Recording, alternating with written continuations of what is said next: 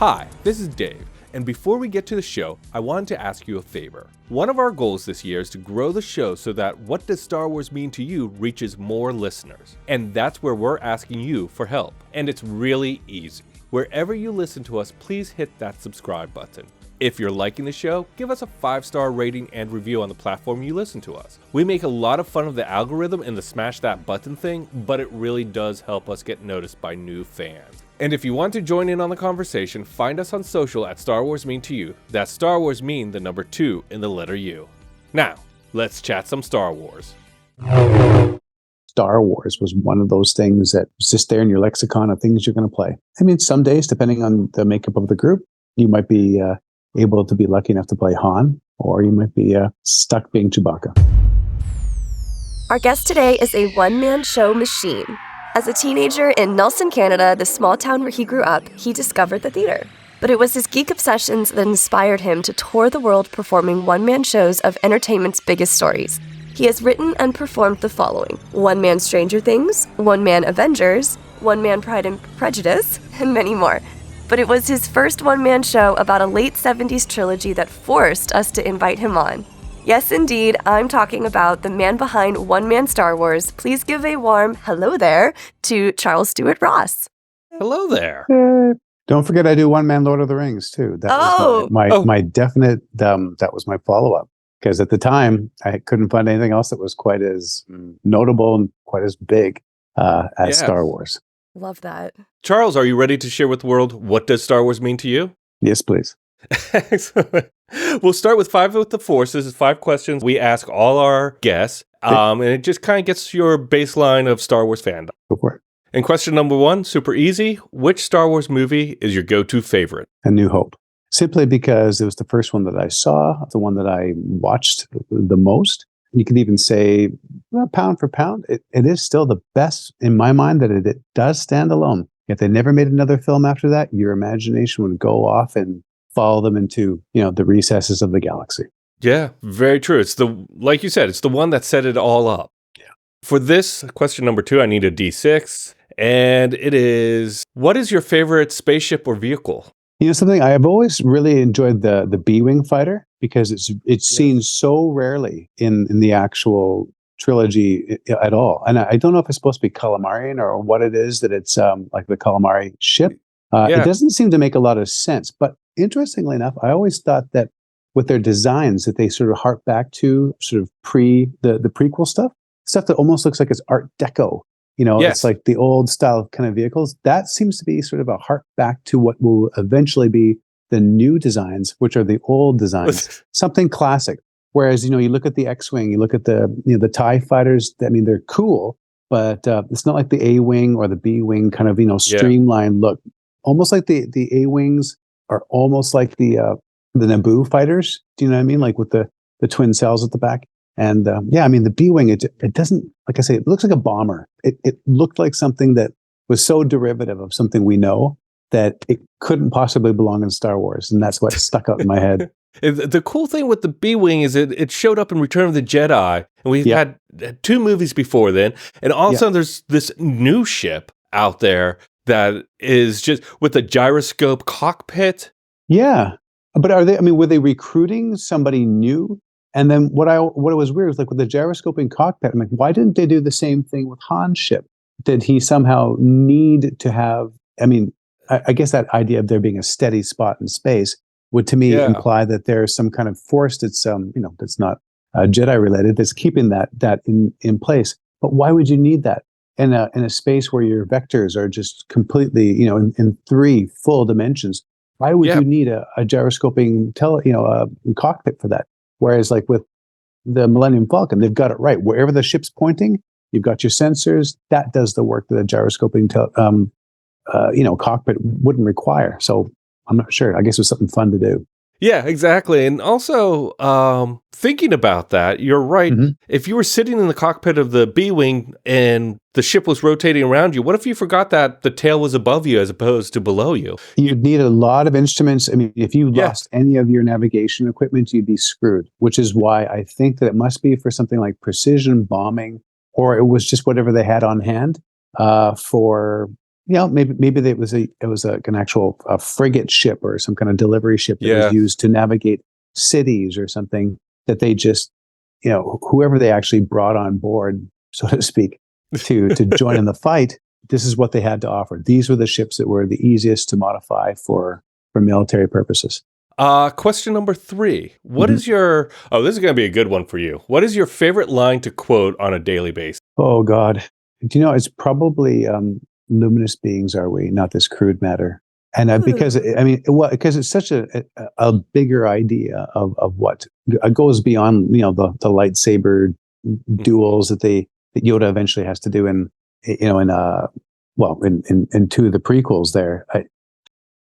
It's even beyond that, like that, do or do not, there is no try, because if you really want to encapsulate what that Zen kind of idea of a timeless pursuit of all things Force, of all things Jedi, is that there is no do. It's a mind over matter. In fact, we're none of this matter. We're luminous. We are already expressed. Our lives are done. Our lives don't matter.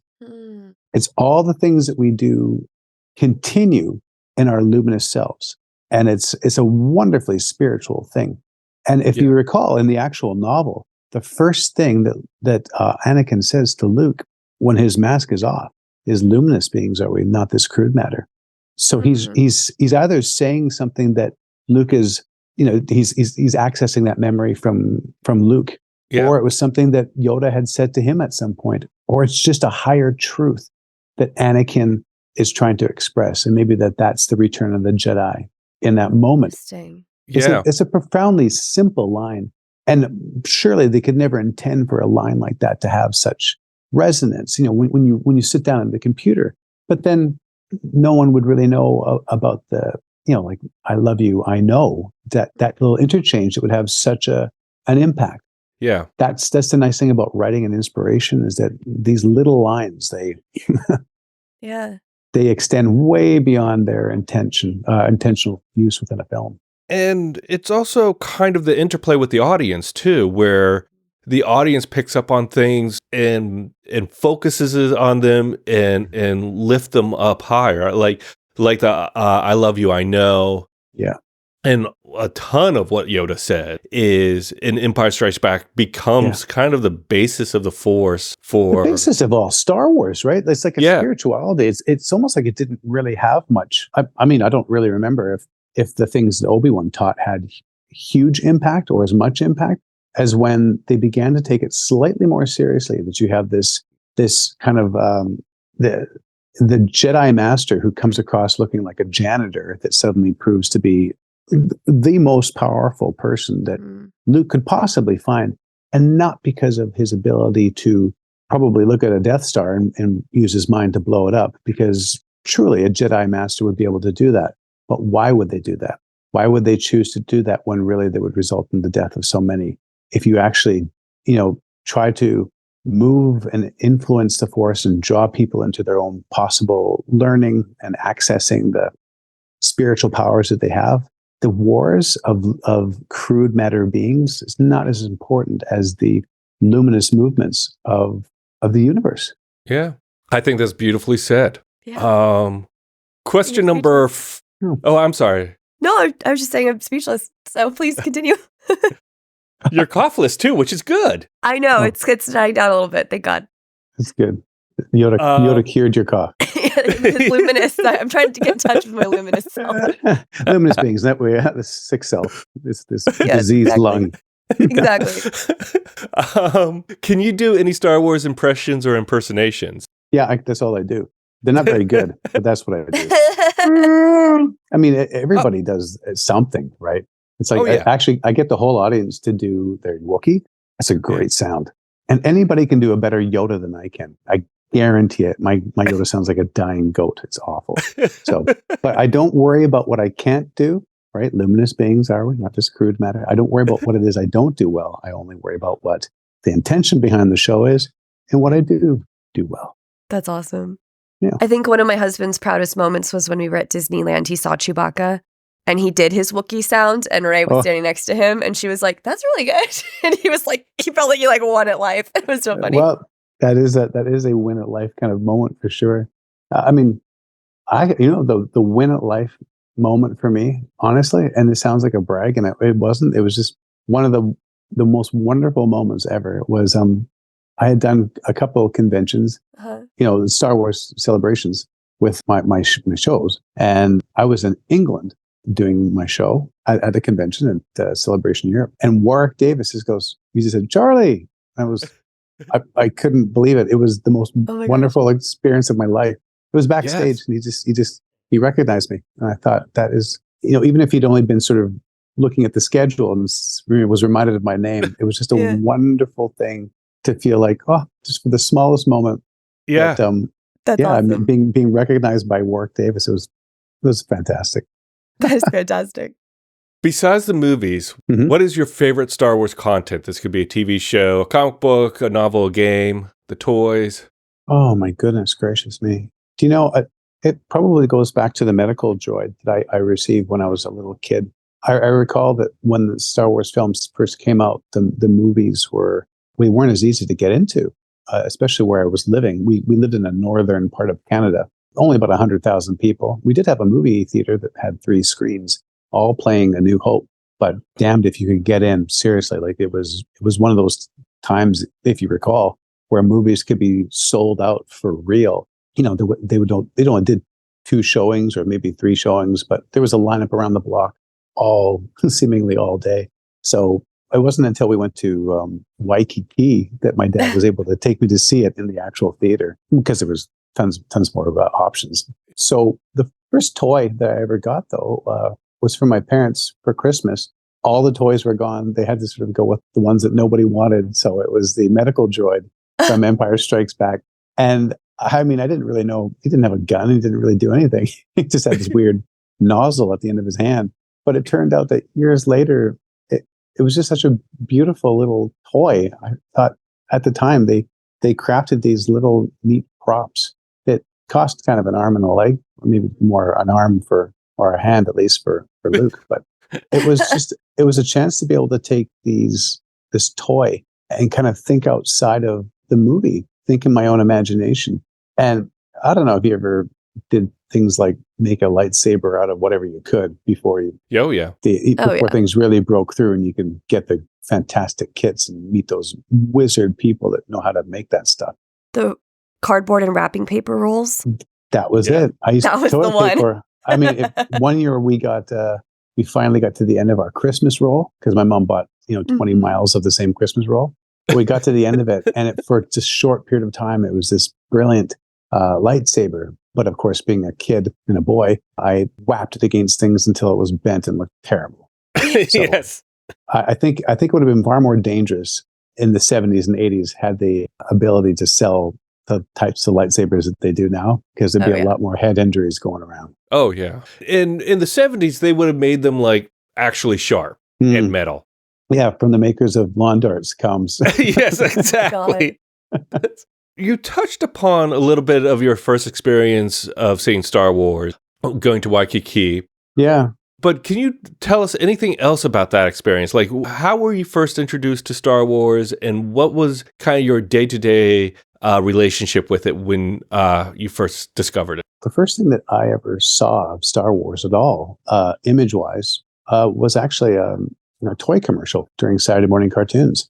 Oh. My friend Darren, his parents had divorced, and this was pretty rare at the time. And I remember he had to go visit his dad in Vancouver, and his dad had taken him to see this brand new thing called Star Wars. So he was the only person that I knew who had seen it, and it was still new. Even when he saw it, it hadn't quite hit the absolutely phenomenal levels that it had. And he told me about this, and I saw the toy commercials. So the toy commercials, that was the first thing I saw. I got the names right away. They were just really easy to remember. And at the time, I think what struck me the most is that I wanted to know what this was, because unlike today, where we just have information overload continually hitting us, and interaction through everything from social media to you name it, it was like a rumor. It was I liken it almost to like being in the Shire, where you hear little whispers about some kind of dark force that's sort of rising. Yeah. But this wasn't a dark force. This was an amazing thing that you want to go see. That it even means you watch the evening news when your parents watched it for a moment, because they were showing lineups of people at movie theaters. So it was an incredibly analog sense of something that would be an actual viral moment without it having the modern day digital viral elements to it. So many people remember it because it was a long event that even if you didn't get in to see it, you wanted to see it. At least I did. And for me, I had to use a hell of a lot of patience. And we got a lot of ice cream for all the times we drove to get to the movie theater to have it be sold out. And my dad would try to make us feel better with ice cream. And, ice cream still is a soothing balm when stuff doesn't work. When we got to Waikiki, my dad did one of those things that if you ever are a parent, please do this for your children. Keep a secret. Take them to something and surprise them. My dad took me to see, this is the first time I saw A New Hope in the movie theater. It was as a double header with The Empire Strikes Back. My dad did not tell me. I wasn't able to read at the time. So we are lining up. My dad's got our popcorn. It was just me and him, even though I've got brothers and sisters. Took me in, sat down, at a relatively full theater, and it blew my mind. Oh, sure. Now, keep in mind, I had actually seen A New Hope already, but on the small screen, on television, because I'd already played it. So that was actually the first way I was able to see Star Wars, or A New Hope was on the small screen. But then seeing it on the big screen, it melted my brain in the best way possible. So in my day-to-day life, I don't know, being alive at that time, male or female, it didn't make a difference. If you liked Star Wars, you've just found ways to bring it into play, as much as being superheroes or anything that you would just naturally play. Star Wars was one of those things that was just there in your lexicon of things you're going to play. I mean, some days, depending on the makeup of the group, you might be able to be lucky enough to play Han, or you might be stuck being Chewbacca. The stuck being Chewbacca is not too bad, though. But you didn't get to say anything, and really you just were told what to do by Han. It was also an introduction to trying to find point A, point B, and point C in any game. Because when we were playing the extended adventures of Star Wars, well, we didn't want to just retell the story. What was the point of that? But then how do you do the continuing adventures of Luke Skywalker? And does anybody want to be Obi-Wan like the old guy? Like, no. So yeah, it was hard. We'd spend most of our time just trying to get the cast right. The recess or lunch was over and it was time to get back in. Laid the groundwork for the next day. That's why when I got older, I decided that I was going to start doing all the roles. Yeah. Me. But with nobody to play with. Let's talk about your show a little bit, because watching clips of it, what I find so fascinating, a couple of things. One is it felt very much like what I did a kid, which relive it. Exactly it. By reacting it, right? Yeah.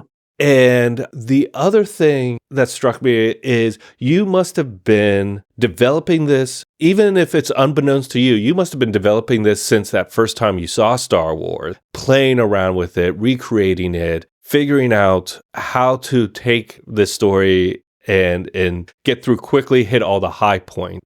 Well, I wish that was actually the case. I believe every kid definitely played this year, but I didn't try doing this until I was about 20, God almighty, how old was I? About 20, 25 or 26. I remember, you always, when you're older, you just do little bits of the show, of the movies, just with friends doing lines. I imagined doing a one-person whole history of film. This is when I was... Oh, wow. I remember I was touring the Fringe festivals, which are small theater festivals, and I was in a company of actors. We were touring around the United States and across Canada, doing a small show that had been written by the company. And it was fine, but it wasn't what I totally wanted to do. But whatever, I was just happy to be working. But I remember seeing, because you go to festival to festival to festival, there was one guy, one of my best friends, but he was doing a show, which even though it was a group show, it was really just a solo show because he was the only good part in it. And it was him being Kirk from Star Trek. And he was uncanny. He was unbelievable as Kirk. Just not because he was trying to be hammy. It was just honest. And I remember thinking, God, the honest love of something that he's doing, some kind of, intellectual property, it just comes out. So, for me, what I started doing is I started working in theater when I graduated from university and wanted to do something that was a bit more of my own. I tried doing some stand-up comedy. I worked where I could get the work. And then the Fringe seemed like it might be an opportunity to go back to. So the idea of doing the whole history of film seemed a bit too big. Star Wars seemed like just the first film seemed like it might be manageable, or at least a good place to start for the history of film. But when I tried doing it as in adapting the first film, I found I had at least 35 minutes of material and I hadn't gotten to another film. So when I started trying this on its feet, very much as you would as a kid, play, it was amazing how it just sort of, how well it worked for me and how well it worked for my director who was watching it. We just didn't know how it would translate to a group of people, like a general audience, and also a group of fans of Star Wars, where they just think this was ridiculous. So the big test was putting it out in front of people. And just as you say, it's something that you recognize that you did as a kid. It's something that everybody recognizes that they did as a kid, that there's something incredibly truthful about what I do in the show, which is great because that's exactly what I hoped. And that the love of it it's kind of endemic to the show itself. So even though, and this is where I think you're right about not knowing, but as a kid, when I first watched it, there must have been some part of me that desperate kid that wanted to be every single role, wanted to have an opportunity to impress the whole world with me doing all my Star Wars stuff. That when I get to be like the older, petulant actor, I have an opportunity. And the coolest thing is that I have been able to meet the people that I wish I had as friends, because those are the people that understand, that get Star Wars the way that I did. I'm like, we would have done a way bigger show when we got older. Yeah. So it's had its byproduct, which has been fantastic, that it's brought me into the world of people that they're just like me, which is fantastic. Yeah.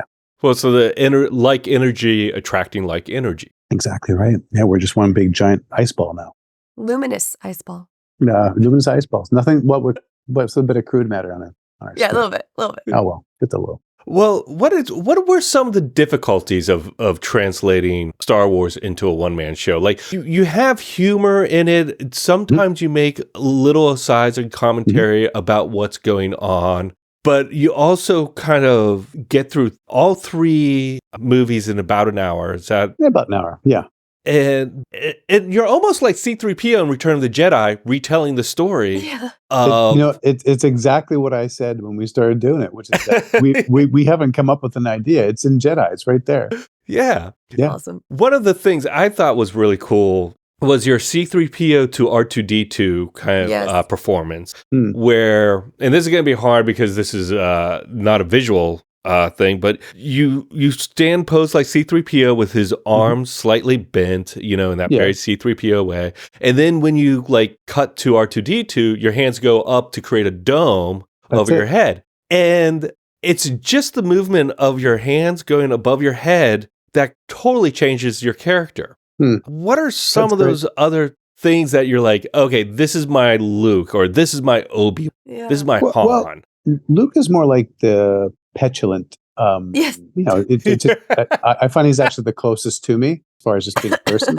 Whereas Han's probably the furthest from me, because he's kind of leading with his nether regions, if you know what I mean. Like, he's just one big, he's sex personified without actually being explicit. Yes. And if I've got Leia, it's her buns at the beginning. And within the show, once I've got her voice established and the buns are gone for the other films, I no longer have to use it, interestingly enough. Vader, he's kind of rock rigid, and I'm just doing the breathing. That's the indicator. With sometimes it might just be posture. And it's all about the introduction. You have that moment to introduce, this is going to be my Luke. This is going to be my Obi-Wan. So the crooked hands of 3PO, and he's slower. R2-D2 doesn't say very much, but if he's there, he just has the dome going. You say, Yeah. Chewbacca doesn't say much as well. So you're kind of using his lines. If it's Jabba the Hutt, I'm basically a big giant talking mouth. That's really all I am. Yeah. So it's really simple. It's something like a kid would do. Little tiny, I would call them indicators. That's when you see like impressions. Like the best impressionists didn't always do perfect impression. What they did is they found an idiosyncrasy, and that's what they stuck a tack into. It's like, that's it. That's the thing. And perfect example was Will Ferrell talked about when he did his George W. Bush impression from back in the day. It wasn't that it was exactly his voice. He just had these little idiosyncrasies. And when you take a look at people that do an impression of George W. Bush back in the day, they're doing an impression of Will Ferrell's impression of George W. Bush. It's just, there's the element of truth that is highlighted. That's what makes us laugh. And in my shows, when Luke is being whiny but completely earnest, because it has to be earnest, you can't lampoon something that's already hilarious.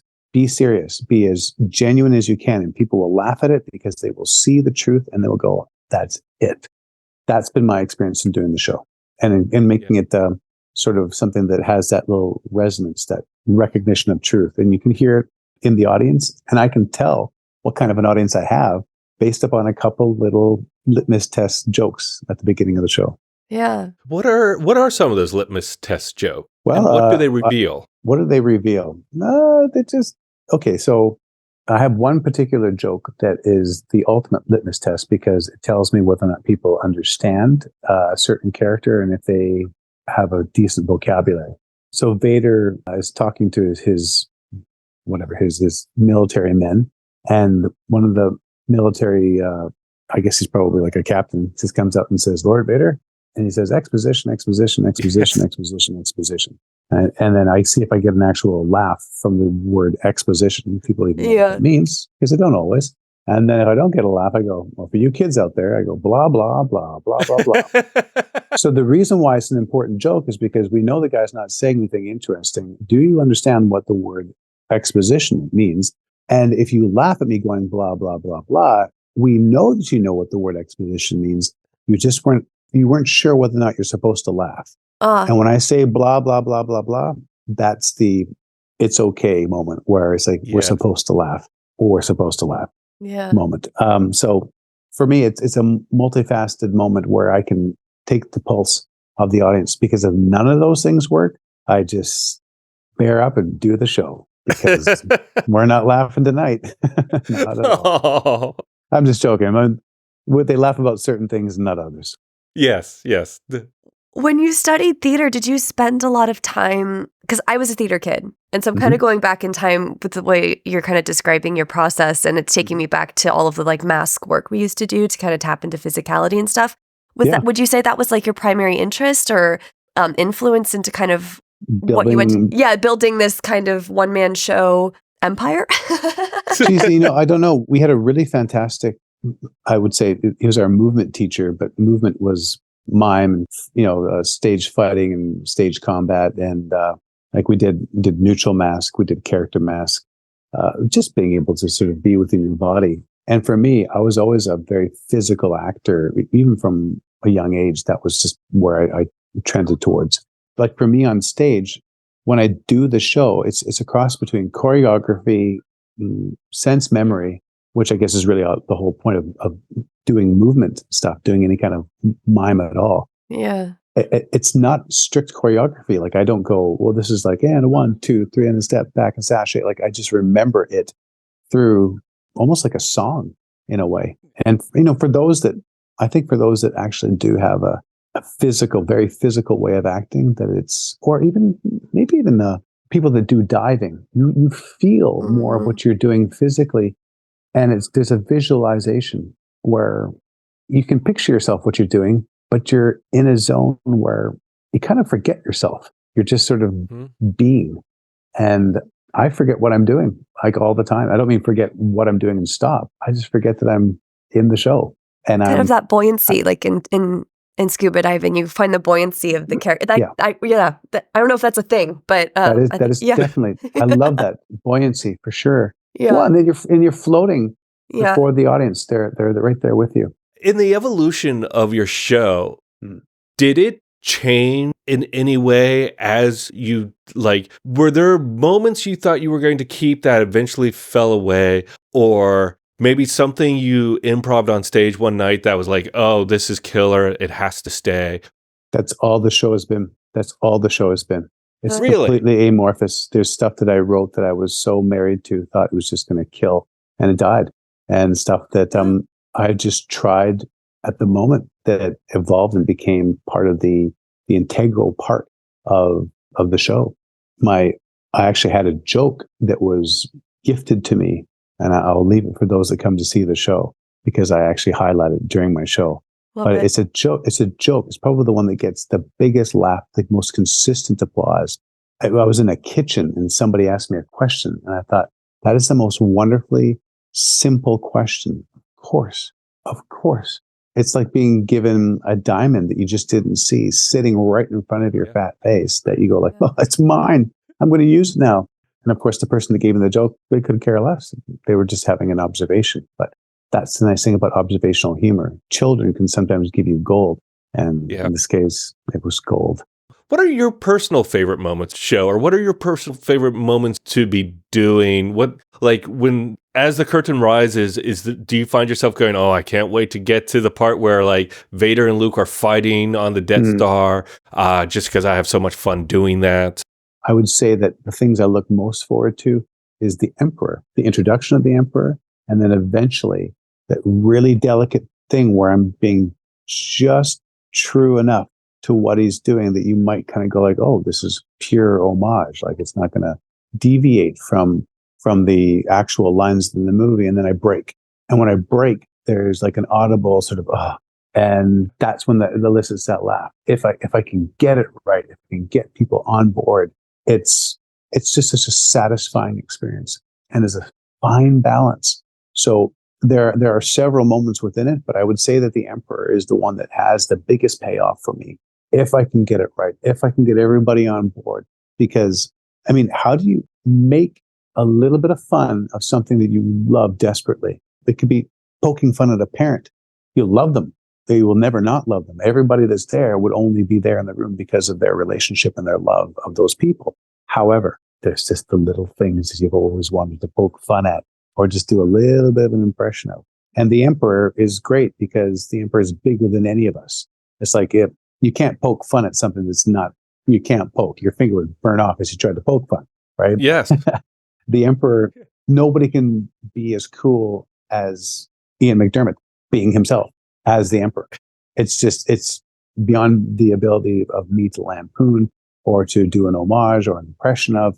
He'll always be bigger. So I need to sort of wear the Emperor's mask and speak as the unwitting fool, or take on the actual mantle of the Emperor. And as the audience, if they make anything, and if they say anything I don't like, I'm responding as the Emperor, and then I can do whatever I want.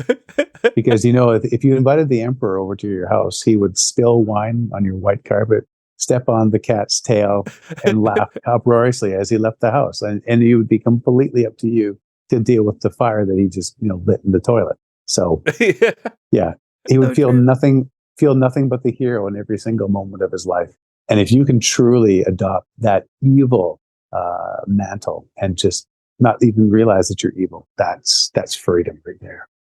That's funny. And so true. And the Emperor is one of my favorite characters because of that, because he's so kind of catty and evil and enjoys it so much. Every single holiday would be devoted to him. Every one of them. Well, you've performed the show, is it fair to say decades? A lot. Yeah, 20 years. More than that now. Yeah, it's crazy. For 20 years, you grew up loving Star Wars. You performed the show for over 20 years. Has doing the show changed your perspective on the movies at all? Have you, as you perform the show, do you dig up new understanding of the movie or of the movies, or something that jumps out at you that maybe never jumped out at you before?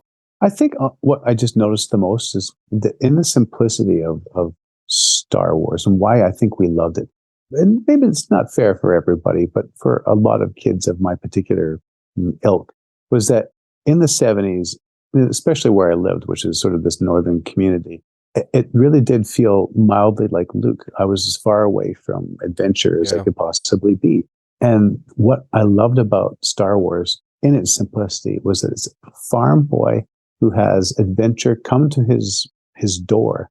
And he finds out, even though he loses his family, he regains, or rather he sort of acquires a new family and discovers he's part of some hidden lineage where he has the power to affect social change. Like in the moment, within hours, he is, on the other side of the galaxy, on this massive space station carrying guns, affecting change, being like the leader of this rebellion force, whether or not he realizes it at the moment. And in the moment, even though he's just sort of almost like a private in the army, but he's flying a ship, his abilities, his lineage, his power enables him to strike the killing blow in a rebellion. And I mean, who wouldn't want to think that their station in life was actually just a hair's breadth away from being, key to affecting change, to striking a blow against the oppressive powers in the universe that happens to be keeping everybody down. And it's not, I shouldn't say it's the killer blow, but it's the mind over matter, and escapism of Star Wars, of A New Hope. It really is the new hope for all of us. It's the idea that if given the opportunity, we would all rise to assume the power that's already within us. And it's a very empowering kind of story, whether you're a man or a woman, because even though it does have Luke as that particular gender, I think it's a genderless thing. It's about finding new family, finding new dynamics, and discovering the power that's there. Very true. And I totally agree with you. And that leads great into my next question, because I think you already have one of them. What are the top 3 elements that make Star Wars to you? Yeah.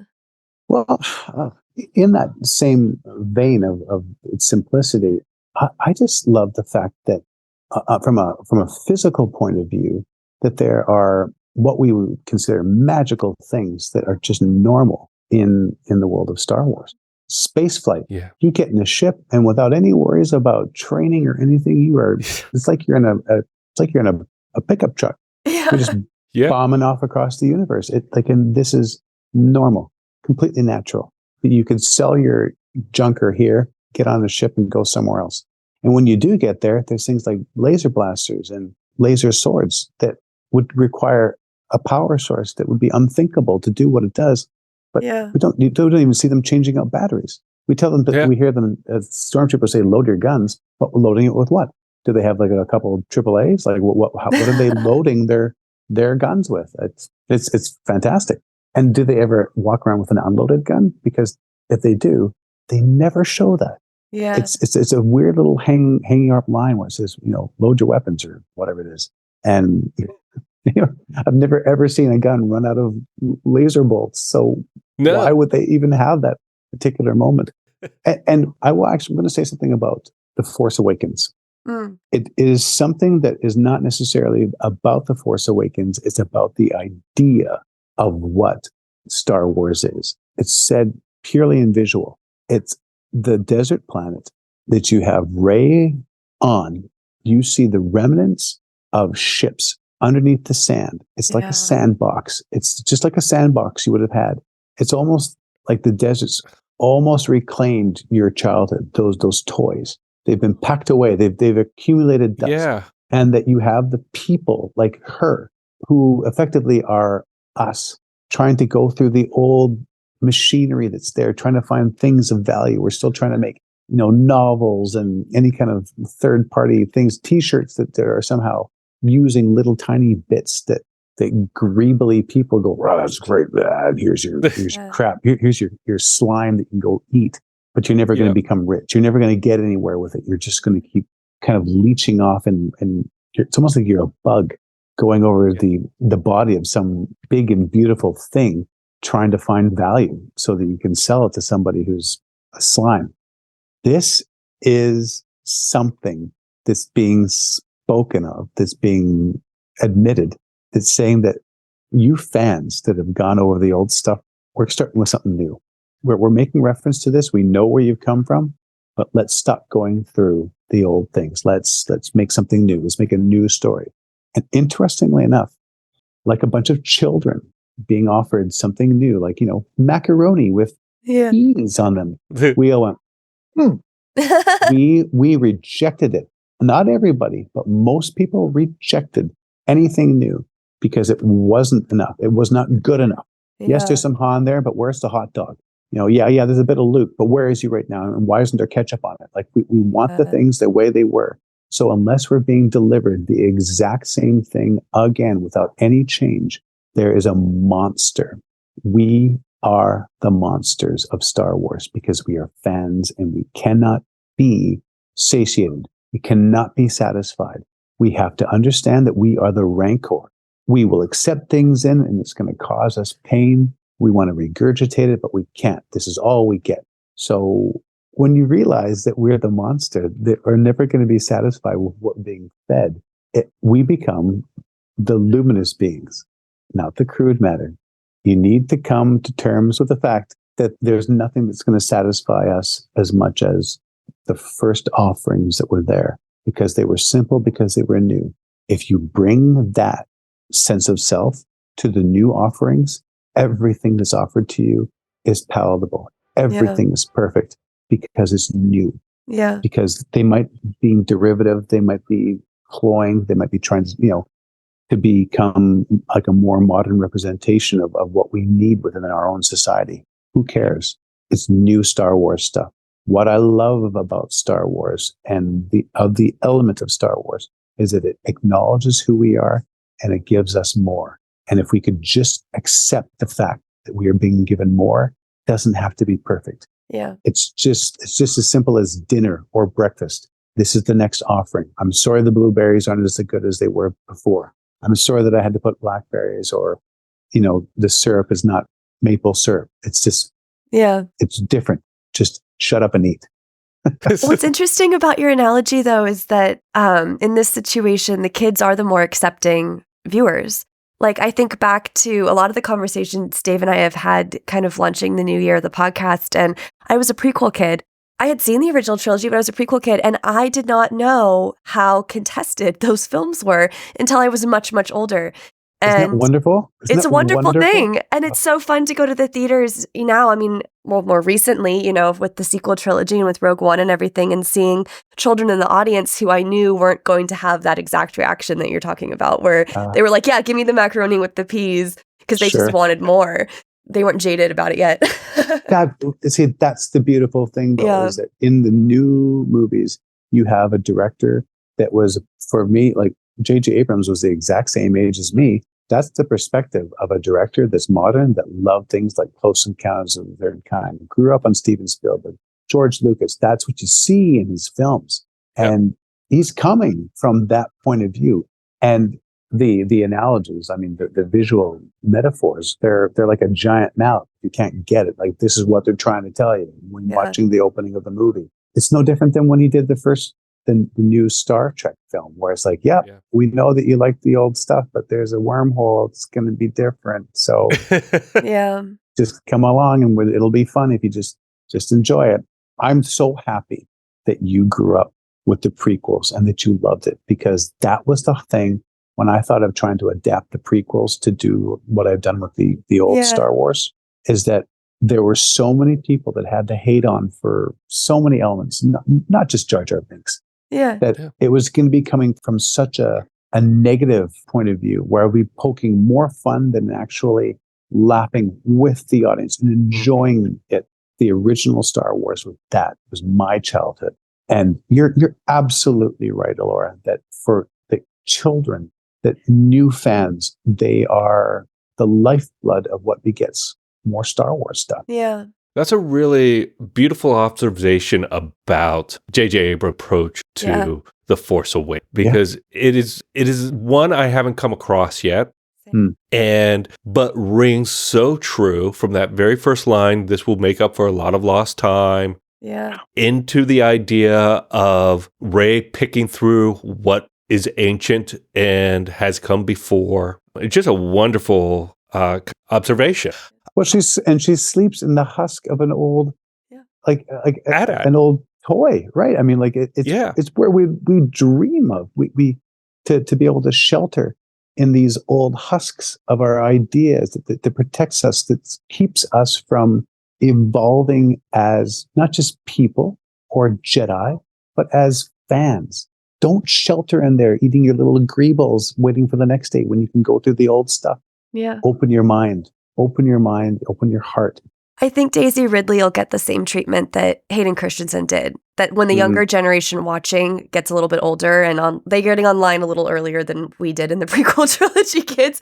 But that she'll realize just how, I think, loved she actually was for that franchise. I think she got a lot of hate that was unnecessary.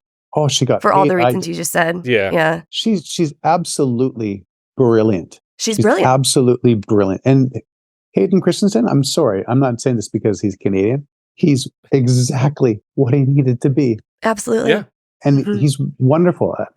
I defy people, and this is probably my petulance as a performer. Do it yourself. Yeah. You think you can do better? Awesome. It's right there.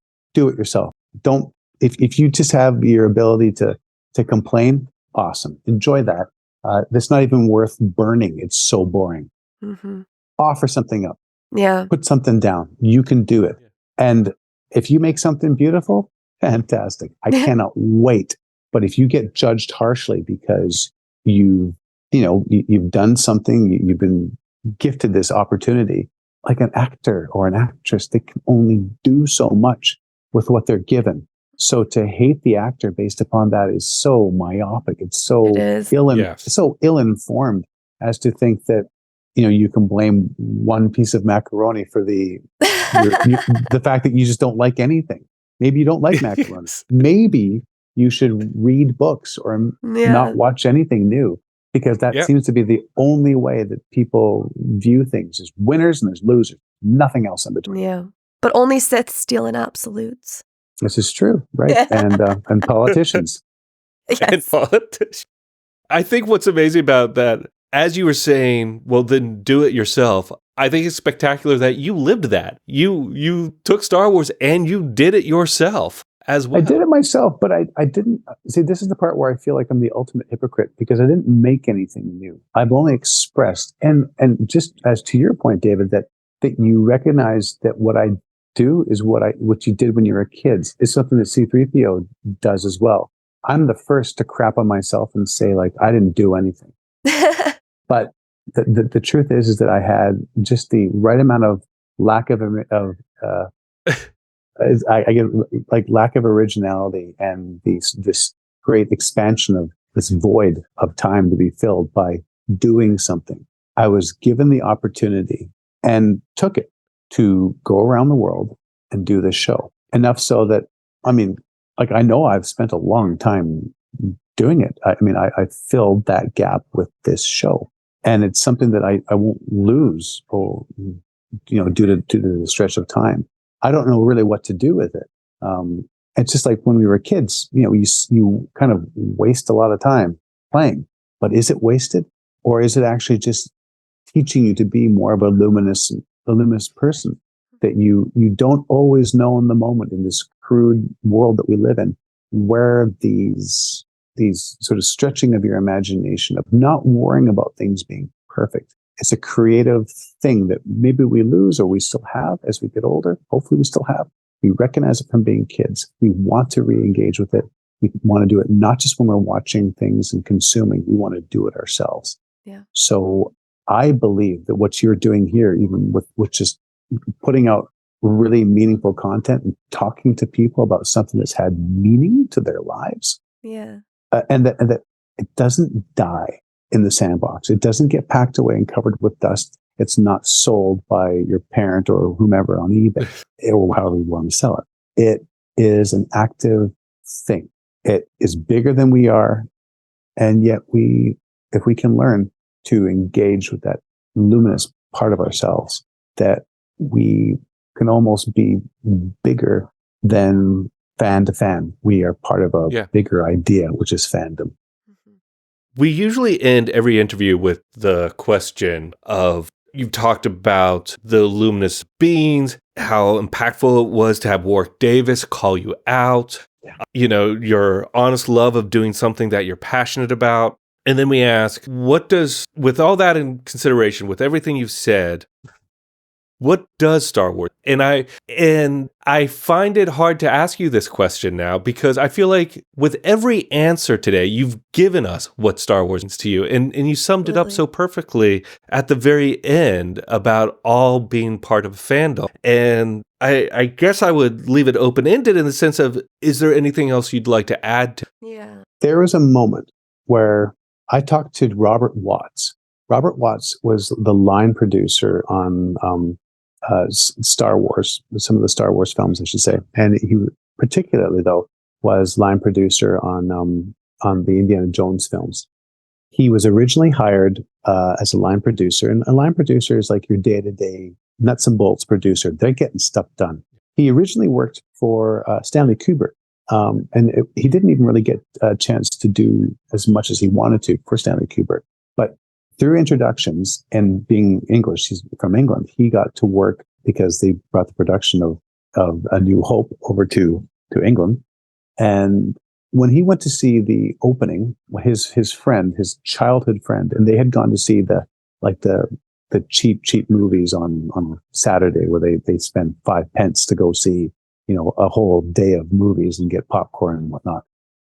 They both went into the film industry together, and it was because of their love of film.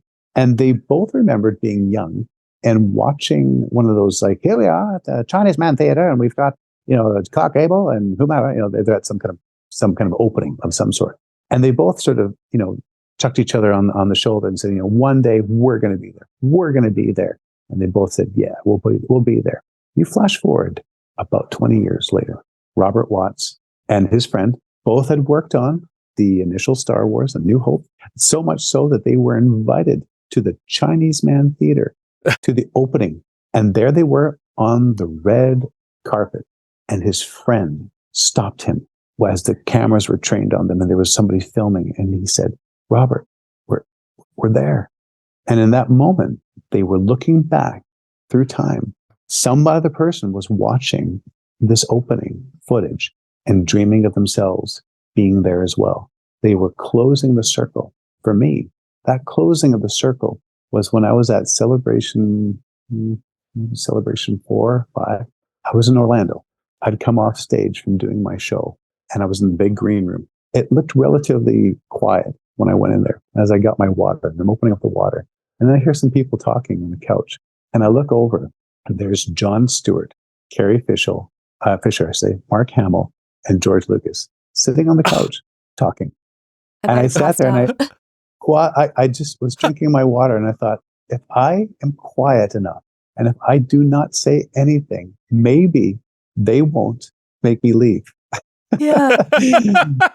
And the cool part is that when I looked around the green room, I saw about 4 or 5 other people trying to do the exact same thing as me, pretending like I just did not exist.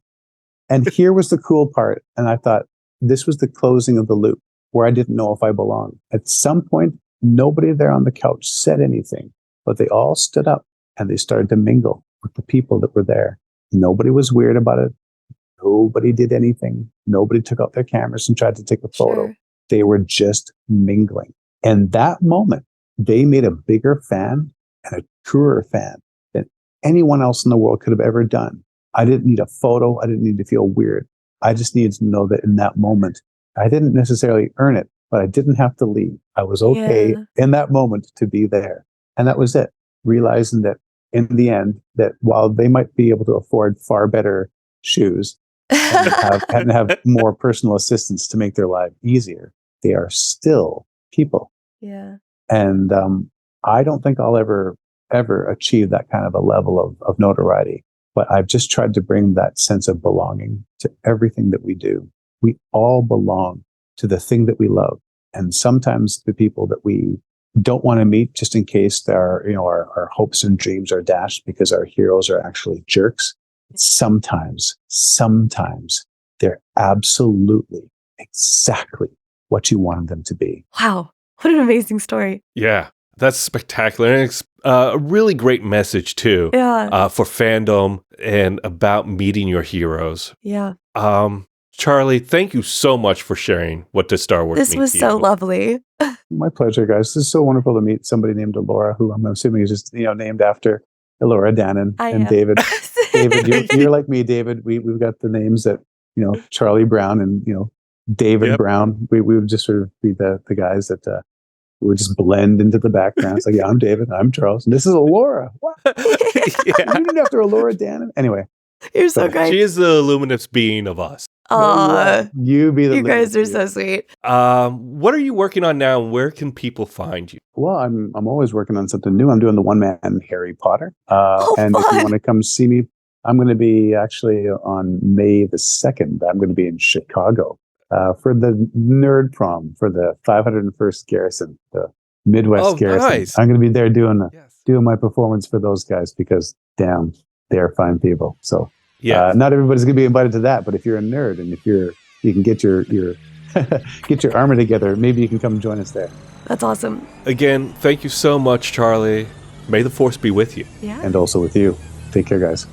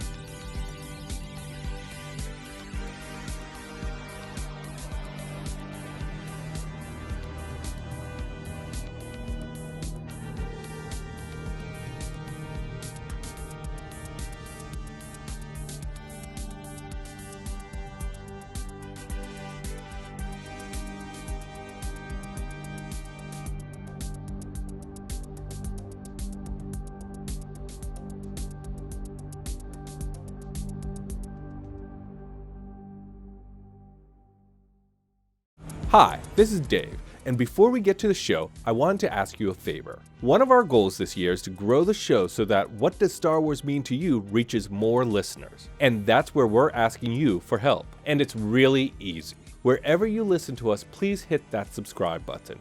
If you're liking the show, give us a 5-star rating and review on the platform you listen to us. We make a lot of fun of the algorithm and the smash that button thing, but it really does help us get noticed by new fans. And if you want to join in on the conversation, find us on social at Star Wars Mean to You. That's Star Wars Mean, the number 2 in the letter U. Now, let's chat some Star Wars.